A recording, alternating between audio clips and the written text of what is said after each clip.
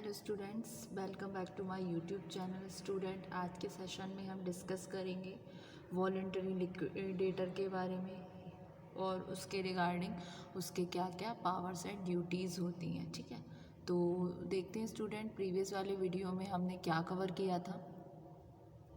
Previous वाले video में student हमने पढ़ा था कंपलसरी वाइंडिंग अप के अंदर क्या पावर होती है लिक्विडेटर की, उसको हमने डिस्कस कर लिया था। ठीक है, एक तो हो रही थी जब liquidator with the sanction of the court की मंजूरी के साथ होता है तो सिचुएशंस में क्या क्या पावर होती हैं। फिर दूसरी सिचुएशन थी ही में without sanction of the court, तो उसके रिगार्डिंग हमने पावर्स को डिस्कस किया था। ठीक है, फिर हमने डिस्कस किया था ड्यूटीज़ ऑफ लिक्विडेटर क्या होती हैं। ठीक है, उनके बारे में हम डिस्कस कर चुके थे। आज के वीडियो में स्टूडेंट हम पढ़ेंगे वॉलंटरी लिक्विडेटर क्या होता है और उसके रिगार्डिंग पावर्स एंड ड्यूटीज़। ठीक है, तो आइए हम डिस्कस कर लेते हैं वॉलंटरी लिक्विडेटर को। वॉलंटरी लिक्विडेटर क्या होता है? वॉलंटरी लिक्विडेटर अपॉइंटेड किया जाता है रिजोल्यूशन के द्वारा जनरल मीटिंग में कंपनी की, और क्रेडिटर्स के द्वारा उसका रेम्यूनरेशन जो है फिक्स होता है। तो उसके रिगार्डिंग क्या पावर्स एंड ड्यूटीज़ हैं उनको हम डिस्कस करते हैं। ठीक है, तो the voluntary liquidator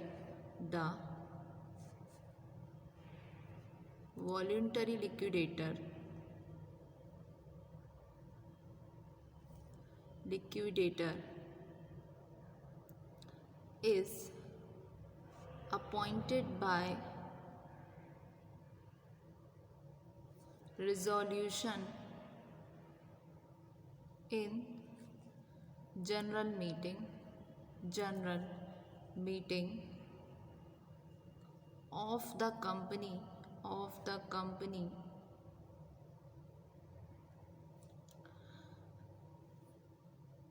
or of the creditors and his, और उसका जो रेम्यूनरेशन है वो क्या होता है, वो फिक्स होता है। His remuneration is fixed. तो उसके रिगार्डिंग क्या उसकी ड्यूटीज़ हैं, क्या पावर्स हैं, उसको हम डिस्कस करते हैं। तो powers and duties of liquidator under voluntary. ठीक है, तो क्या क्या पावर ड्यूटी है। वॉलंटरी लिक्विडेटर क्या है? एक तरीके से पेड एजेंट है कंपनी का, और ये लायबल होता है डैमेजेस के लिए अगर उस सिचुएशन में वो नेगलेक्ट्स करता है अपनी ड्यूटीज़ को। तो कौन कौन से उसके नेगलेशन होती हैं, क्या डैमेजेस हैं जिसके लिए वो उत्तरदायी होगा, उसको हम डिस्कस करते हैं। ठीक है, तो voluntary liquidator is a paid agent of the company and is liable to damages if he neglects his duties as such. ठीक है, तो सबसे पहला आता है इसका ही must not take any secret. मतलब उसको क्या नहीं करना चाहिए, उसको कोई भी सीक्रेट नहीं रखना चाहिए, सीक्रेट प्रॉफिट्स नहीं रखने चाहिए। और must keep funds of the company in a schedule bank to the credit of a special banking account.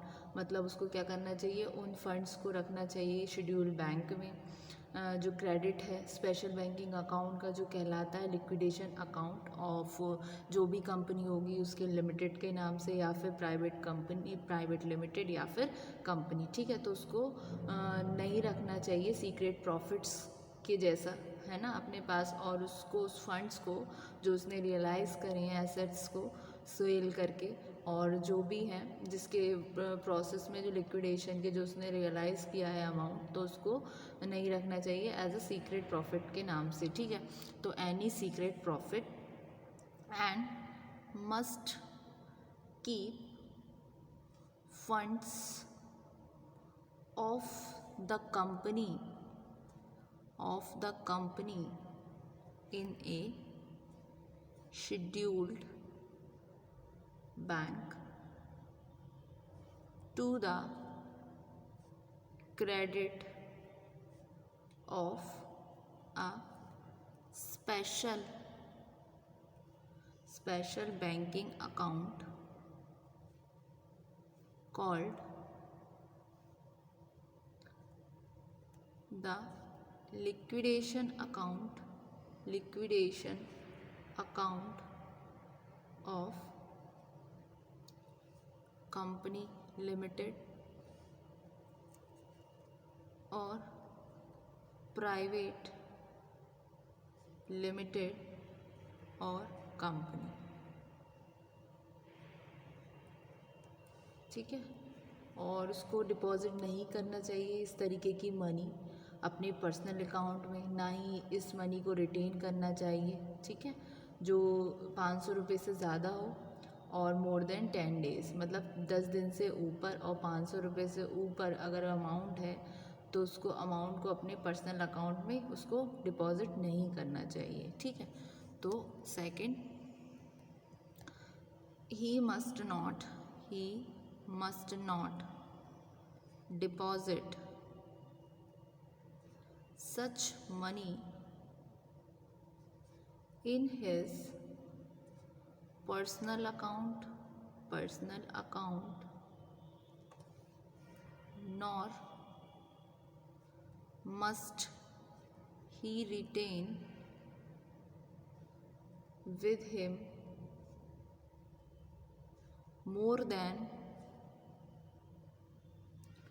than rupees 500 for more than 10 days। ठीक है, फिर नेक्स्ट क्या आता है, वो क्या है, वो लायबल होगा मिसफिसेंस के लिए। मिसफिसेंस क्या होता है, एक तरीके से एक ट्रांसग्रेशन होता है, यानी कि एक अपराध है जो स्पेशली होता है रॉन्गफुल एक्सरसाइज से लॉफुल अथॉरिटी के द्वारा, यानी कि जो है लिक्विडेटर। तो वो क्या होगा, वो लायबल होगा मिसफिसेंस के लिए अगर वो पे करता है कोई भी अमाउंट, कोई मनी किसी पर्सन को जिसने कोई क्लेम ही नहीं किया कंपनी के अगेंस्ट। ठीक है, तो सिचुएशन में वो आपका मिसफिसेंस होगा, यानी कि एक ट्रांसग्रेशन होगा। इट मीन्स कि वो एक अपराध होगा। ठीक है, तो he will also be liable for misfeasance, जिसको हम बोलते हैं अपराध। ठीक है, misfeasance if he pays any money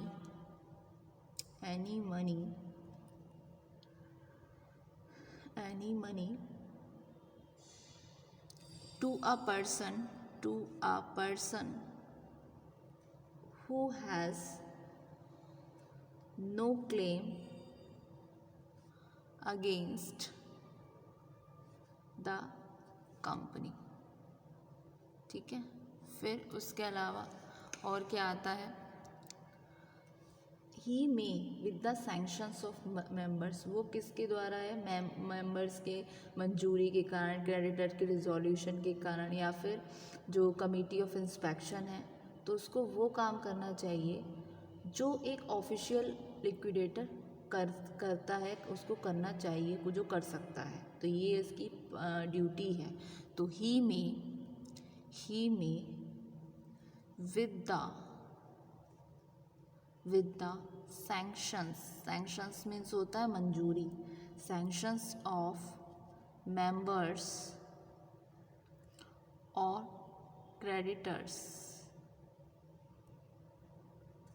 resolution or of the committee